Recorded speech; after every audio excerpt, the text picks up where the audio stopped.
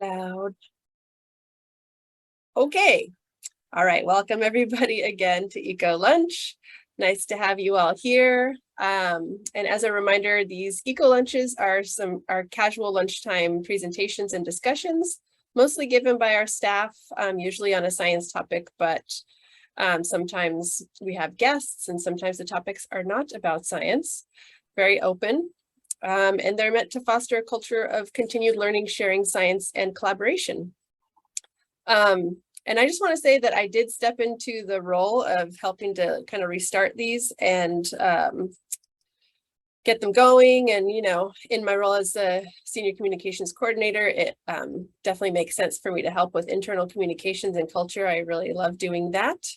But anybody could host an eco lunch really on any day. Traditionally, they've been on Thursdays and at the lunch hour. And there has been sort of a coordinator, but just want to open the door. If you want to have an eco lunch on any day, then have at it.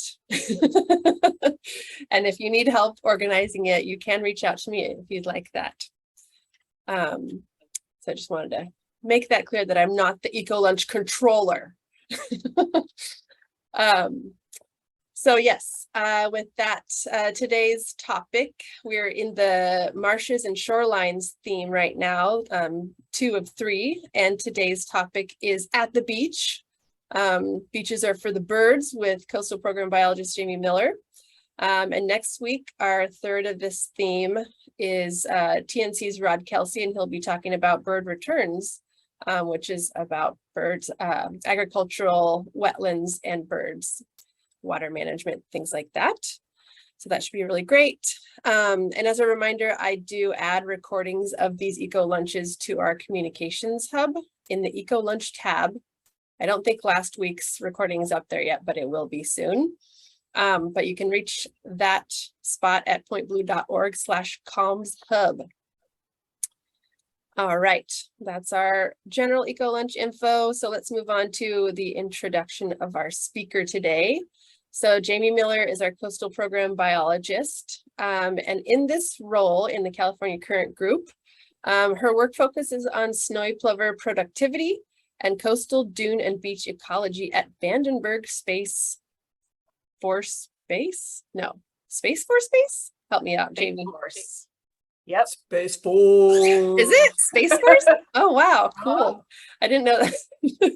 Okay, yeah, Space Force Base in Santa Barbara County.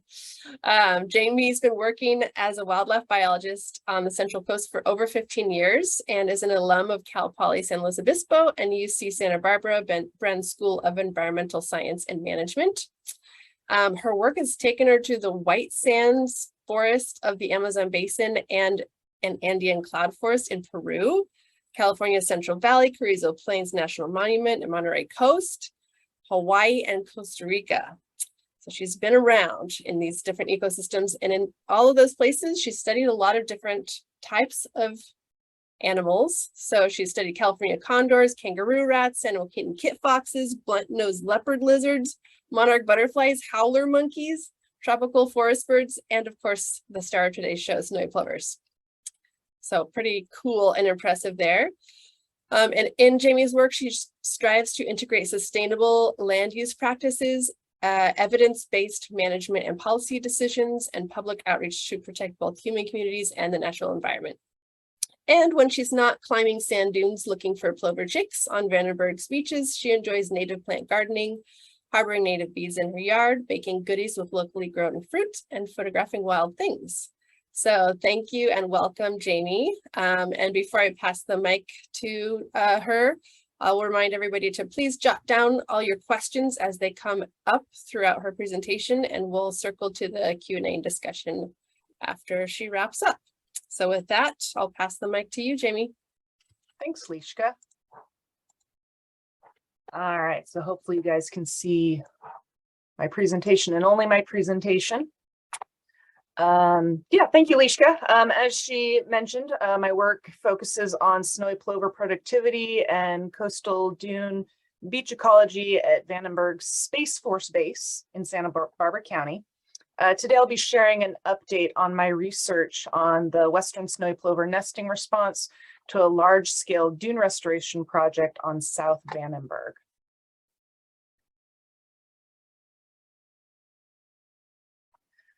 At Vandenburg, we manage 13.8 linear miles of beach and dune habitat. It's split geographically into North and South Base.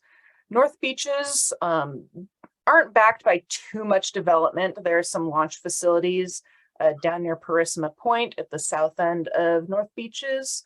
But the South Beaches are backed by considerable amount of bluffs as well as the Union Pacific Railroad.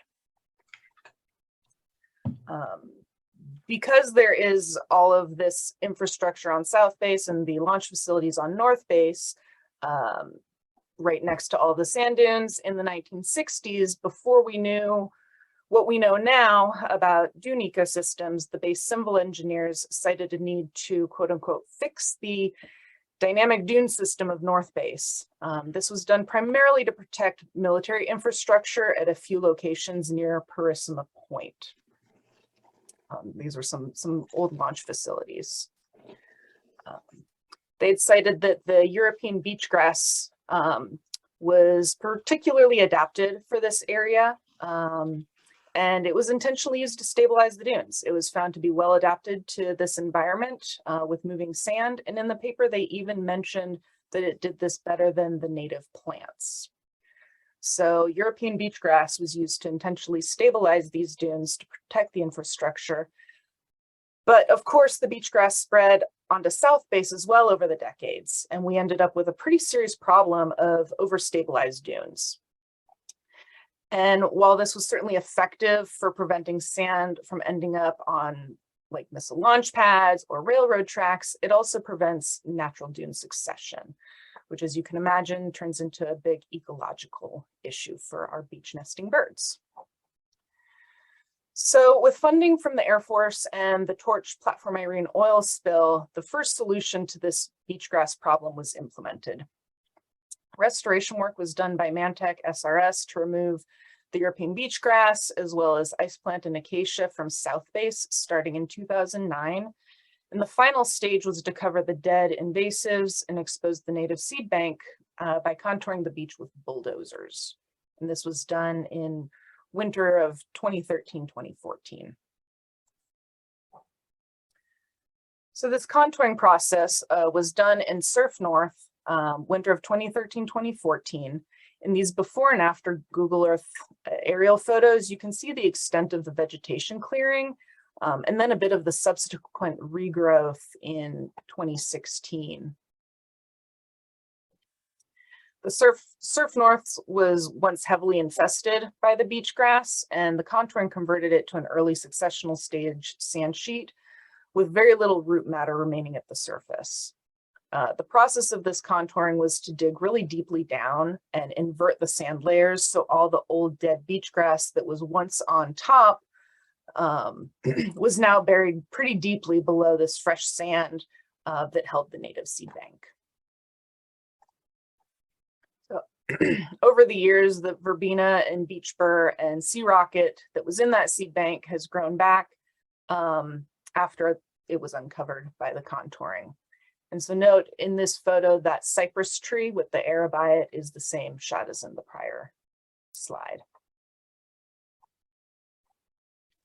So Wall Beach was done a little bit differently. It was contoured in the winter of 2014 and 2015.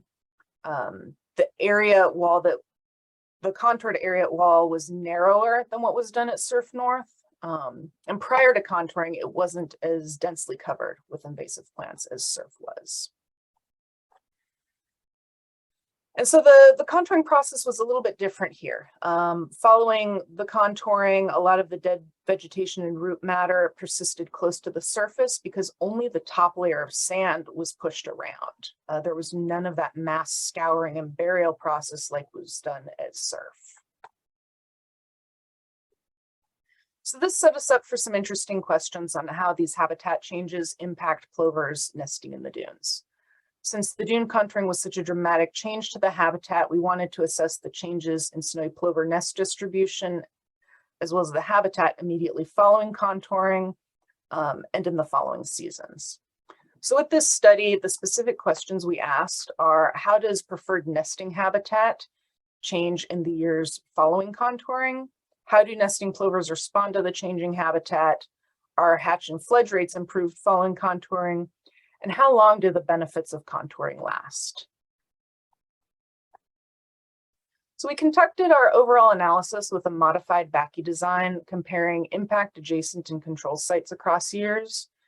So here we're considering dune contouring to be the impact.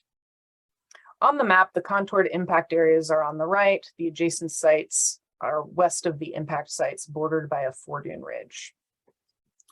Our control site is the narrow beach and foredunes south of the surf open public access area. To characterize how the habitat in the contoured areas changed over the years following restoration, we compared random point substrate data collected in the plover nesting areas from 2015 to 2021. And in our before-after analysis of the nesting response, we analyzed up to 11 years of nest data. So to assess how nesting habitat has changed following contouring, we investigated changes in 2 measures of our random point substrate data. For this particular analysis, we looked at percent vegetation cover within a 2-meter radius and degrees unobstructed view or view shed within a 20-meter radius. With our findings from our 2015 habitat selection analysis, comparing nest substrate data to randomly selected points, as well as a literature survey, we determined that plovers typically prefer about 5 to 15% ground cover and about a mid-range view shed of 135 to 315 degrees.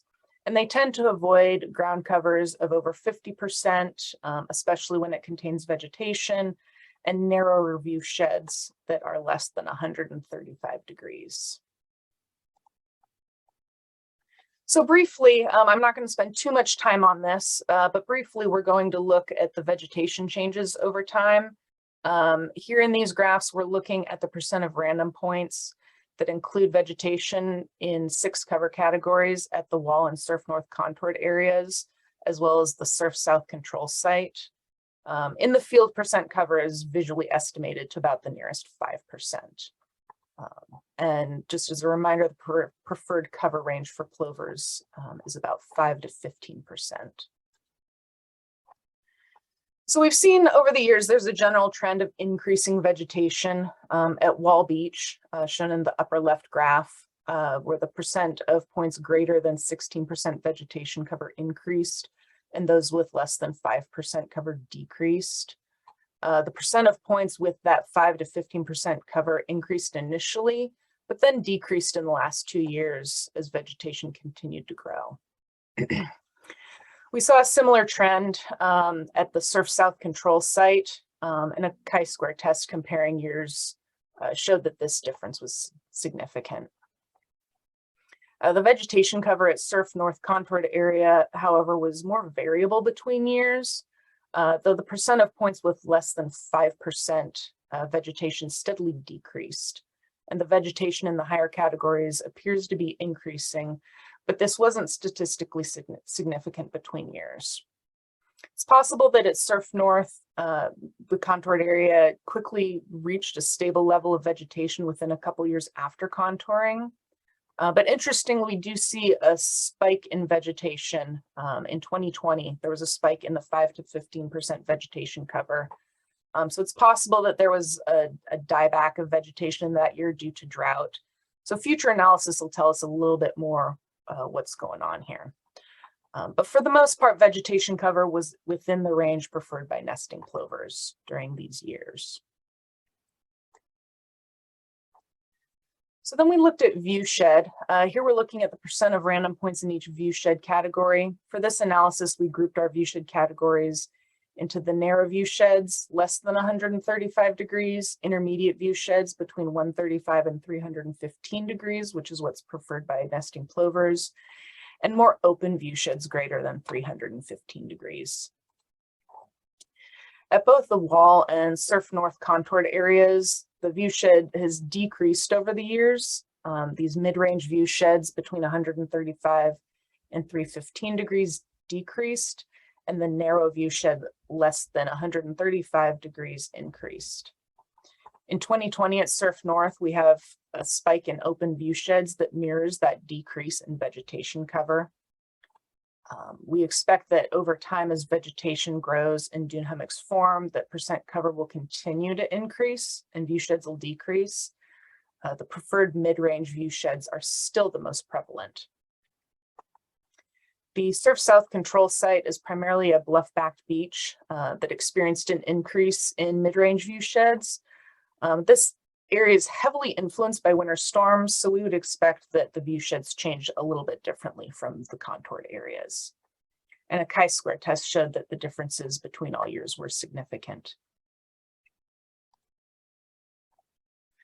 So what does this mean for nesting plovers? To assess how nesting plovers responded to the changing vegetation cover and view shed, we incorporated the before-after component to our BACI design. Here we analyzed up to 11 years of nest data. So first, we assessed the mean nest density in the contoured areas within peak nesting for all years. We also did look at nesting distribution during those years. And then we assessed the hatch and fledge rates for all known nests during these years. In our initial study, we assessed just the immediate impacts of contouring, but here we're assessing these measures in the years following restoration to see how long the initial benefits of contouring would last.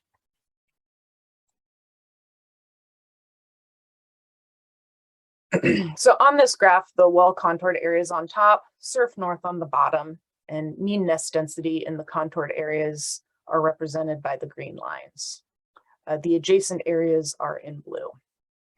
And the Surf South control site is in the gray, and the timing of contouring is shown with the vertical orange line. At both contoured areas, the mean nest density during the peak nesting period was relatively low prior to contouring. Nesting in contoured areas then spiked in the year immediately following contouring, and in a prior analysis, we found that this was statistically significant. And though nesting fluctuates between years, nest density at the adjacent and control sites are relatively stable.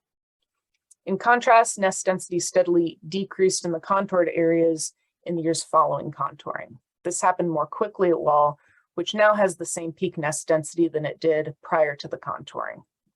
We suspect that the increasing vegetation and decreasing view shed has influenced this decline.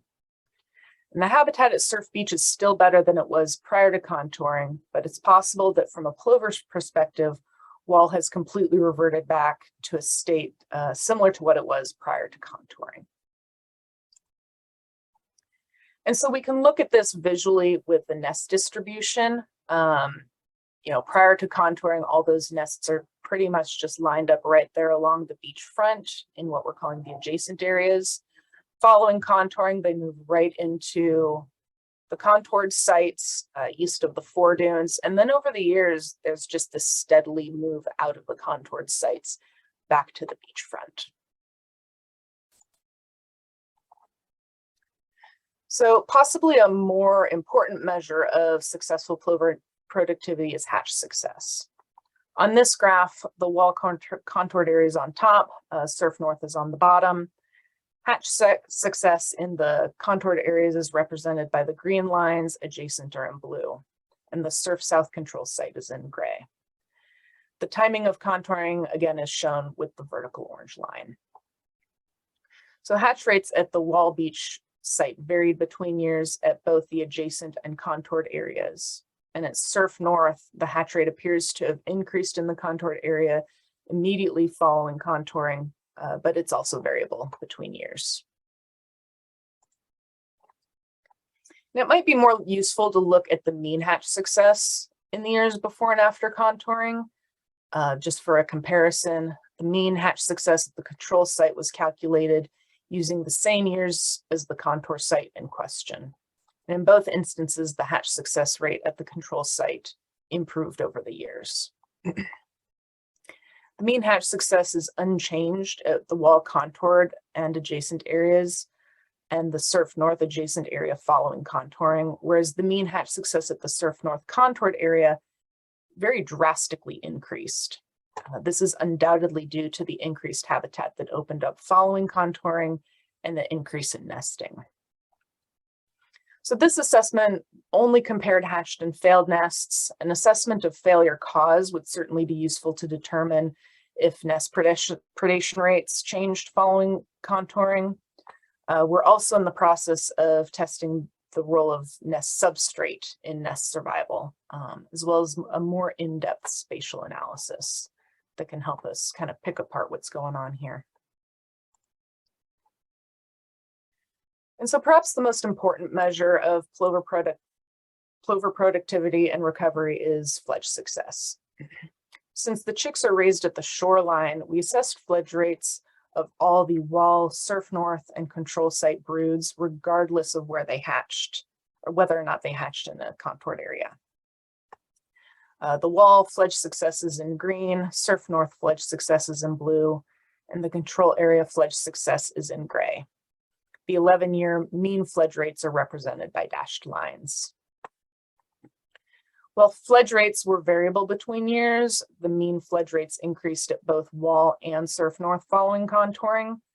So this would possibly suggest that dune contouring may improve fledging success, possibly by giving the broods a refuge from high tides and predation. The caveat to this assessment is that we have limited fledge data prior to contouring, so this effect was certainly influenced by the poor fledge rate observed in 2011. Additionally, with the exception of this current year, fledge rates overall have been fairly poor since 2018. So there are certainly multiple factors that are contributing to chick failure here. It's not necessarily just the contouring. So with this part of the study, overall, we found that vegetation cover is increasing at the wall contoured area. We did a similar analysis on the beach fronts. I didn't show you guys the graph in this presentation, but vegetation cover is increasing at the beach fronts. And cover initially increased at the surf north contoured area, but it's now relatively stable despite a possible vegetation die-off in 2020. Viewshed decreased at both the contoured sites, and the mid-range view sheds increased at the beachfront areas. Again, we didn't cover those graphs in this go round, but that's what they did. So we found that this is due to vegetation growth, as well as the buildup of vegetated dunes. And wind erosion and dune movement is certainly contributing to this. So nesting in both the contoured sites increased in the first year following restoration, but it has decreased ever since. Hatch success improved following the drastic contouring, and fledge success improved following contouring. However, the factors contributing to fledge success are pretty complex. So from a management perspective, we think about how this works for managing snowy plovers. We saw very little change in nesting prior to contouring. So depending on the site, the herbicide treatments and prescribed burning alone might not be enough. And we've seen that dune contouring does increase this viewshed and decrease vegetation. So project planners can really aim for that 5 to 15% cover in intermediate viewsheds to at least attract plovers. The trend we're observing related to vegetation growth is fairly representative of what south-based contoured areas will look like if they are not maintained. The vegetation will continue to grow, and viewsheds may decrease beyond what plovers prefer as these vegetated dunes and blown out bowls just form and grow.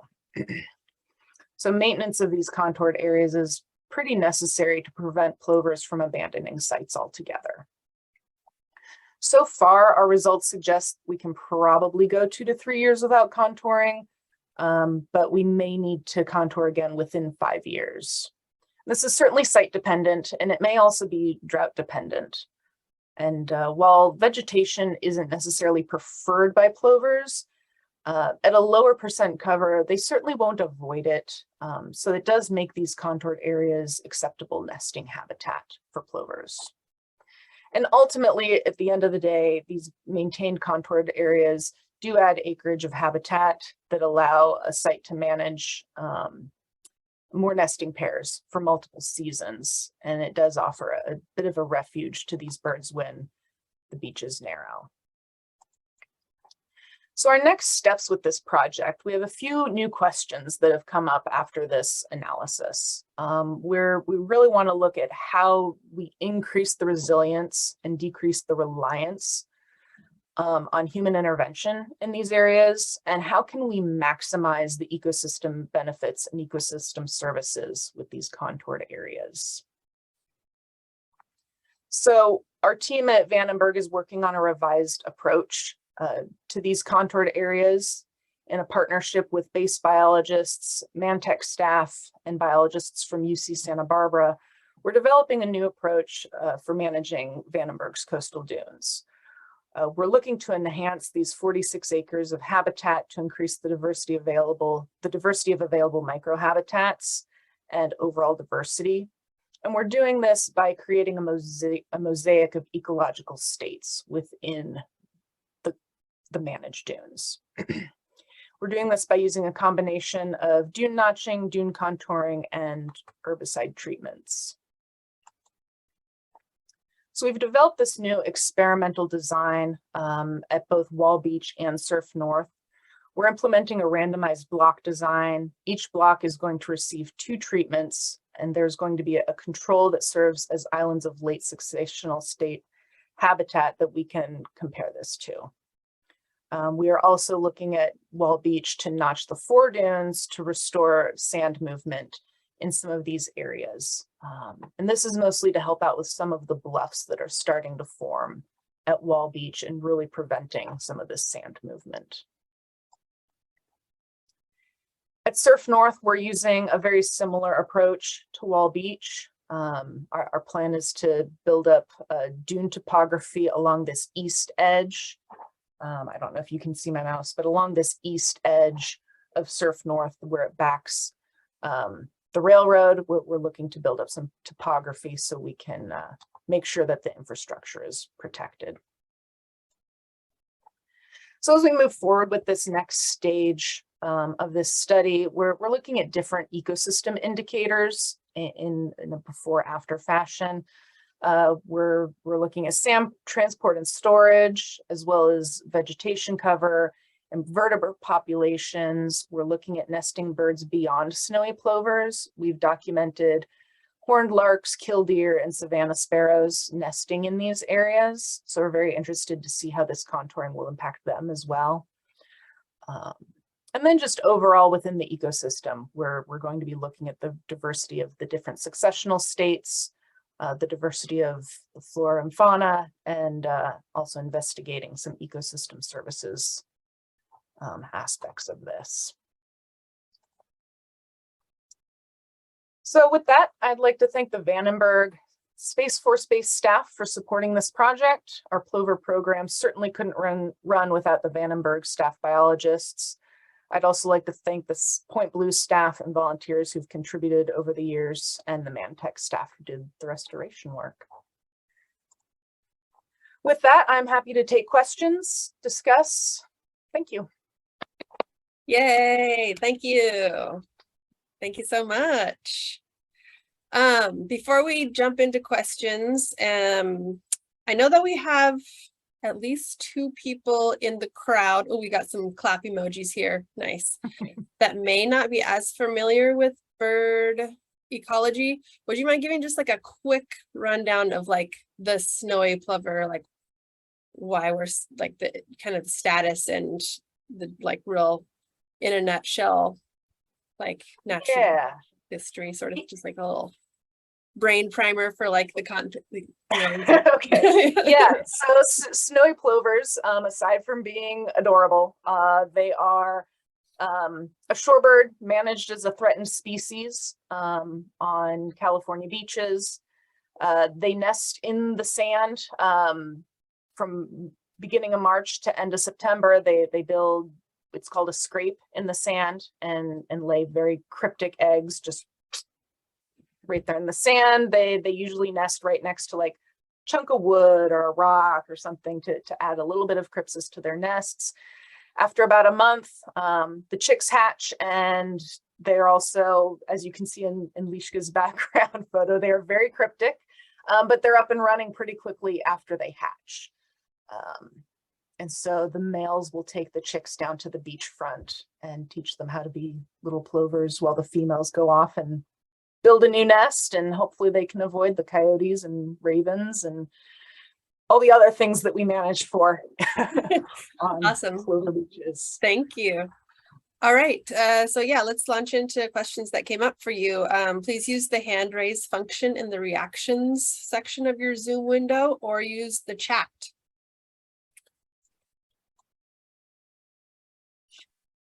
Okay, so Megan had a question. Fledging in the plover world is a bit different than songbirds. Tell us more. Yeah, so plovers are considered to be precocial, where songbirds are altricial. Songbirds depend on their adults. They sit in their nest. They're considered nestlings, and they rely 100% on the adults to feed them, keep them warm. Snowy plover chicks, they're up and moving within hours after they hatch, and so they are depending on the adult for thermoregulation pretty early on, but mostly the adult is teaching them how to forage, alerting them when there's a predator nearby. And so the chicks, they're able to feed themselves, you know, within a couple hours after they hatch. But that also adds some new considerations, you know, concerns for predation. You know, it can be a challenge, you know, when there's a gull walking down the beach, you know, to make sure those chicks stay safe, where nestlings, you know, you can, I don't know, hide in your nest or something like that. Just different things for them to worry about. Sweet, thank you. And we've got a hand raised from the Farallon room with Mark and Megan. Hey, I love the data point of a view shed from the nest, and I just want to make sure that to get that, you have to lay down in the sand and figure out what you can see? How is that data collected? Yeah, so I don't physically lay down in the sand, but I do think about it from a plover's perspective. So if a plover is sitting at a nest, I really think about, okay, if a coyote is coming up over this dune, within a 20-meter radius, is the plover going to be able to see that coyote or not? And we do think about it from, you know, that within 6 inches off the sand. But yeah, we aren't laying down in the sand at every single nest. And it is just an estimate of looking around of, okay, there's that dune over there, that dune over there. And we group them into about 90-degree increments and round to the nearest 90 degrees. So it is just an estimate of, all right, how much can this plover sitting on a nest see of its surroundings? Sweet, thanks. Yeah, that was a new term for me too. I like that. Thanks for the extra explanation there. All right, other questions from the crowd here, hand raise function or chat. Yeah,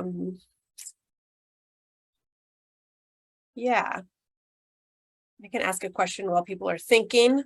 Oh, JK, I got 2 hand raised. Okay, Chris. Oh no, Blake, sorry. Blake, you're first. Do you need help unmuting, Blake? There we go. You got it. Okay. Oh, man, my video is all messed up, so I'm not going to do that. Okay. It didn't transfer sometimes, but it's still trying to figure out this whole new documentation thing. It's like it's under a veil, behind a veil. So I guess it's a 2-part question. One, I think I was interpreting your view shed numbers that they were declining in contoured areas, right? And I would assume that's somewhat of the succession of the dunes building back a bit and vegetation coming back in as well. And that sort of ties in, that's with the nesting. And really what I found was potentially one of your most compelling results was related to fledging, and the fledge rates are, you know, definitely, there's a lot of factors along that, but at least my years on the beach, I became, at least personally, like convinced that restoration could be super beneficial for fledge rates in particular, because just as you mentioned, they have somewhere to hide, and without active management of the dunes in so many places, they just don't have that. So I'm curious, like, I'm curious about if that lines up with with your thinking and maybe any next steps related to that. It's such a tough nut to crack scientifically, like to make that leap that restoration is good for fledging. But it does seem, from my perspective, to be a pretty potential or powerful potential story for restoration. So are there any, in moving forward, do you have any ideas about or thoughts on incorporating that further? Yes. Short answer is yes. So anecdotally, yes, we have detected that the adults will keep their chicks back in the restored area. You're walking by and an adult starts yelling at you. So we know that they do take their chicks back there, whether it's for a long-term, short-term. We don't really know because, as you know, Blake, it can be challenging to see them on the beach. Most of our snowy plover chick observations are just up on the beachfront because that's where it's easy to see them. One of the problems we have noticed, speculated on, is in some areas where the tide has kind of scoured out these foredunes that were built years ago, developed years ago. It's created this bluff. And so we have documented these high tide events that have come through, and one day you have chicks, tide come through, the next time you're out there, the chicks are gone. And so because these bluffs have formed, it's a lot more challenging for them to quickly retreat back into the dunes. So in areas where that dune front, that dune toe is a decent slope, yeah, they can certainly go back in there and use them, but we've been finding areas where that's not necessarily the case. That's not how the beach is formed. And so with this new approach, we're trying to address some of those issues that haven't necessarily been documented in our random point analysis. It's a bit of it is coming from our anecdotal observations of how the beach looks from year to year, and all these little instances of chick loss that tend to happen.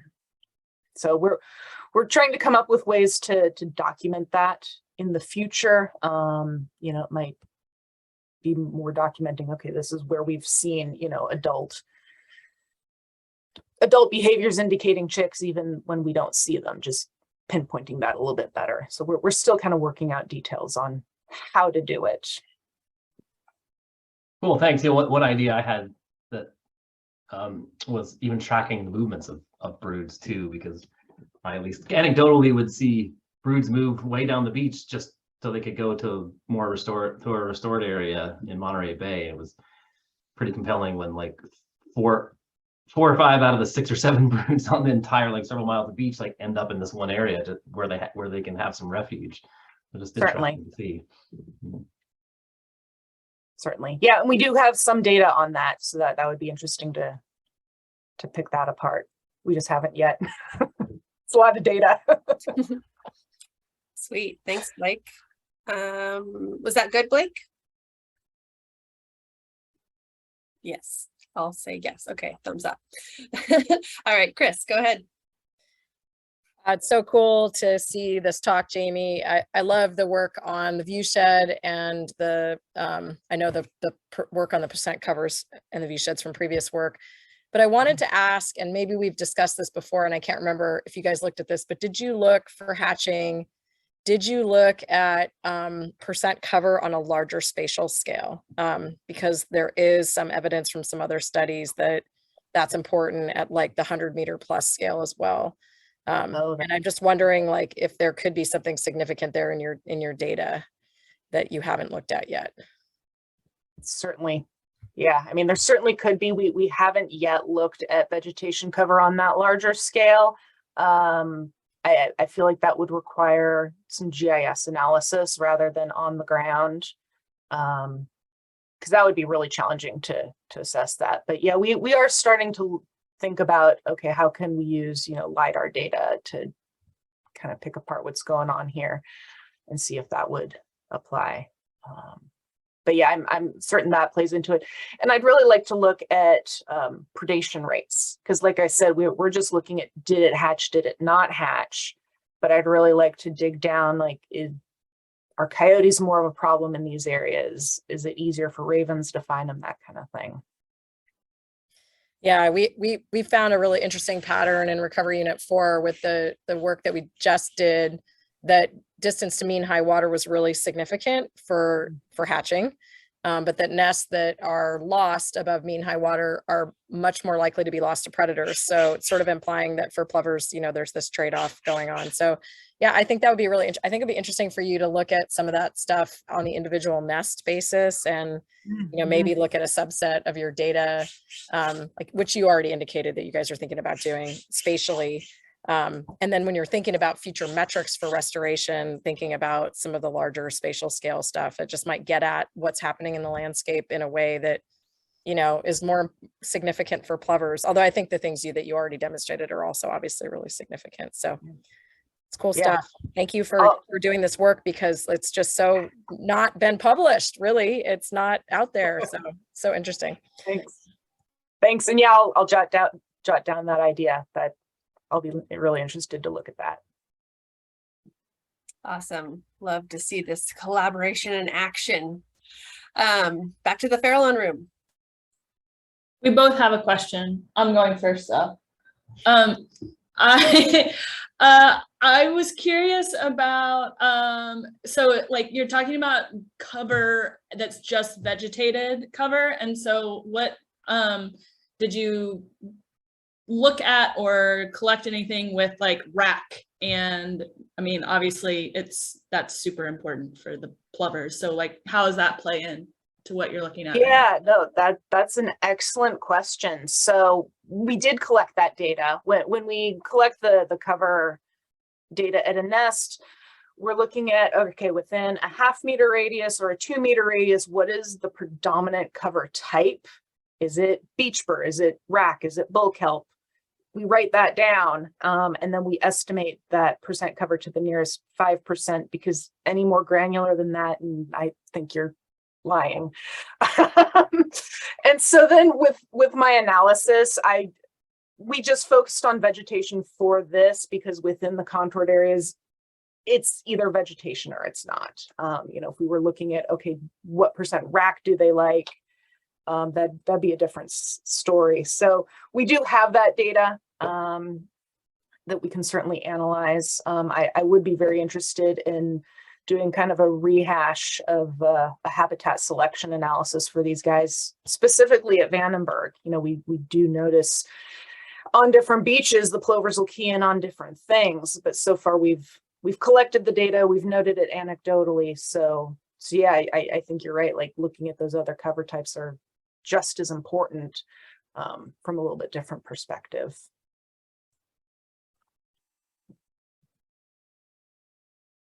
You want to, Lushka had a question that's related about what rack is. Oh, you already put, I just added a little explainer in the chat for those who are not familiar with the term. Everybody might know what it is, but just in case. My question is just like in general about the contouring, and I don't know exactly how to ask, but just like how difficult it is. So like how expensive it is, how long it takes. It sounds like, you know, if you're hoping to have them do it every 5 years, that either, you know, the government has a lot of money, or it's not that hard to do. It's a process. You know, we certainly are up against a lot of bureaucratic paperwork hurdles, and who's gonna pay for it and who's gonna do it. I don't have numbers in front of me of like how much it costs. You know, definitely there's a difference in cost whether you go with the base bulldozer guy or the private company bulldozer guys. You know, whether or not you want to have control over which specific plots, you know, you're going to have bulldozed, or if you want to have the whole thing bulldozed. Yeah, I wish I had specific numbers for you, but yeah, it is a process, and that's why we are collaborating with the base biologists, who will then collaborate with, you know, the bulldozing folks. I believe the prior bulldozing work was done by Mantech themselves. Dan, you might remember a little bit better about that. Yeah, there's certainly is a mix of folks out there able to do it. I would say, I would just add to that first. Yes, it was done by Mantech. Mantech is a I'll call them a consulting firm that does a lot of work out on base. So they have a really large budget and they're able to shift things around. Like if a certain project couldn't be done this year, they can just take those funds and use it towards something like that. And so a lot of that happens just, out of different budgets. In terms of like regulations and stuff, I think it's definitely a lot easier to do things on the Air Force Base. They don't have to answer to as many agencies for the most part, from what I can tell. And then, as Jamie mentioned, they also do have their own department that does, these types of things. So they actually do have heavy equipment if they needed to do it.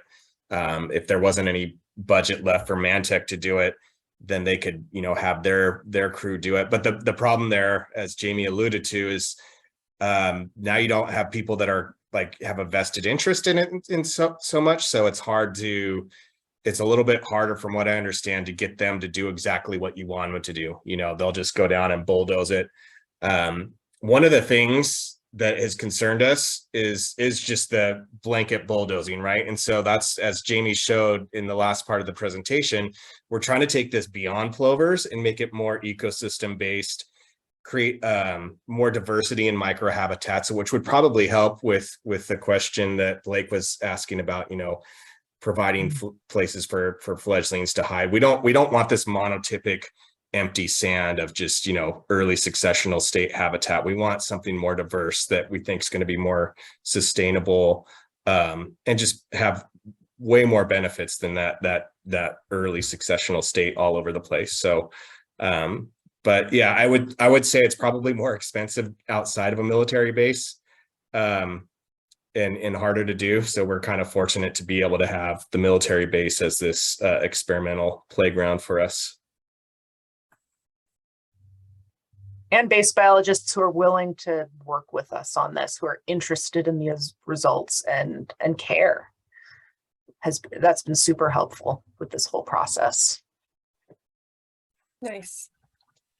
I guess sort of a follow-up question on that is, like in terms of the desire to figure out how to manage the dunes in a way that's not as extreme. I don't know if that's how you say it. And the question that pops into my mind is like, what would nature do? Like, what would the, is the initial problem like the invasive species, and now we're just fighting that to figure out how to get this kind of mosaic that nature would be doing without the invasive species? Yeah, certainly. I mean, back in 1964, when they first did all of this, the thought was, okay, throw in the beach grass, it'll stabilize it, it'll be good. And we've seen this, you see this everywhere with ice plant all over the place.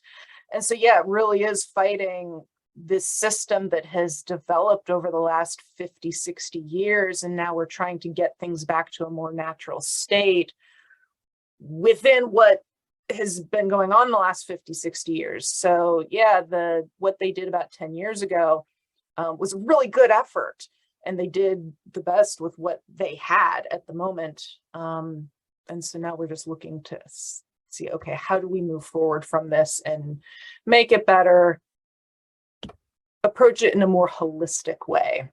Yeah. Where, yeah, the work that was done about 10 years ago, it was really focused on plovers. Mm-hmm. And so, yeah, we're looking at all the other aspects because, these dunes have supported other species for a lot of years now. Yeah. Awesome. Exciting. I'm looking forward to seeing what comes next with an ecosystem approach. Thank you so much again, Jamie. This was very informative. Thanks everybody for joining. It is 1, so I'll close this up here. I will get those recordings up on the Ecolunch tab on the Comms Hub, so hop over there to watch again, watch different pieces, share it to different people, maybe to your apprentices or something if they didn't get to join. And please join us next Thursday for agricultural wetlands and how we're managing things over in that realm. And there is a link in the calendar invite to kind of prep your brain for bird returns and what that is if you don't know about it. So thanks, everyone. Thank you. Bye-bye.